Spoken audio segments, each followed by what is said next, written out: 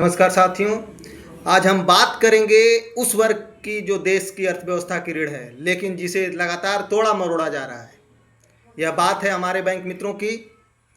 हाल ही में viral video में माननीय नेताजी का बयान सामने आया, जहां उन्होंने कहा कि सभी बैंक मित्र भारतीय जनता पार्टी के बैंक मित्र हैं।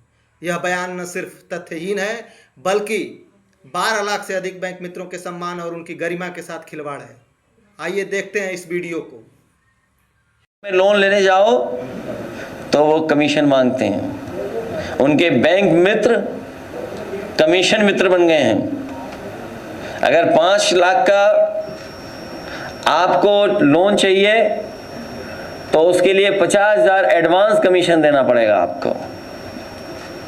इसी पार्टी कार्यालय में एक बहुत गरीब व्यक्ति, जिसको कोई वसूली या इस तरह का भारतीय जनता पार्टी का कोई बैंक मित्र है, उसने गरीब से 50,000 वसूली और कहा कि तुम्हें 5 लाख का लोन दिलवा देंगे। अगर आपको उसकी जानकारी चाहिए हो तो मिल जाएगी आपको उसकी भी।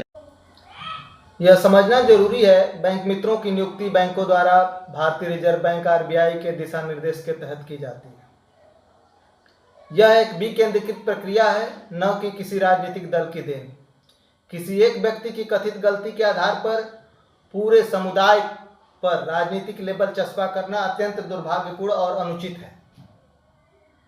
माननीय नेताजी, अगर आपको वास्तव में बैंक मित्रों की समस्या और उनके साथ हो रहे शोषण को जानना है तो आपको एयर कंडीशन कमरों से निकलकर धरातल पर उतरना होगा,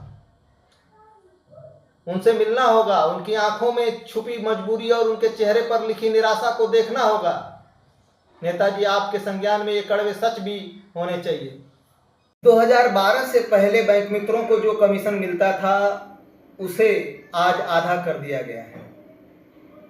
महंगाई आसमान छू रही है, लेकिन उनकी आय लगातार कम हो रही है। उनके और उनके बच्चों का भविष्य अंधकारमय होता जा रहा है। सरकार और बैंकों ने कमीशन कम करने के लिए नए नए हथकंडे अपनाए हैं। अब बैंकों ने बीच में एनबीसी कंपनी को बैंक और बैंक मित्रों के बीच बिचौलिए के रूप में खड़ा किया।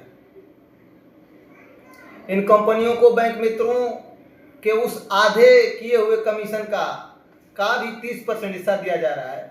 यानी बैंक मित्रों की मेहनत की कमाई का एक बड़ा हिस्सा बिचौलिए खा रहे हैं।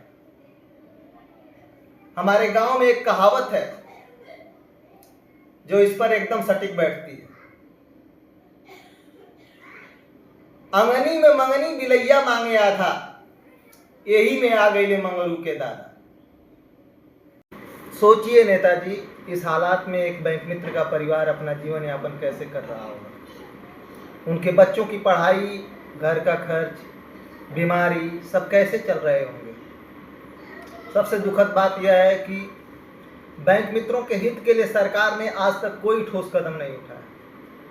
2014 में माननीय प्रधानमंत्री जी ने खुद बैंक मित्रों को प्रति माह 5,000 रुपये का न्यूनतम मानदेय देने का वादा किया था, लेकिन आज 2025 में वह वादा भी अधूरा है, एक सपना बनकर रह गया है।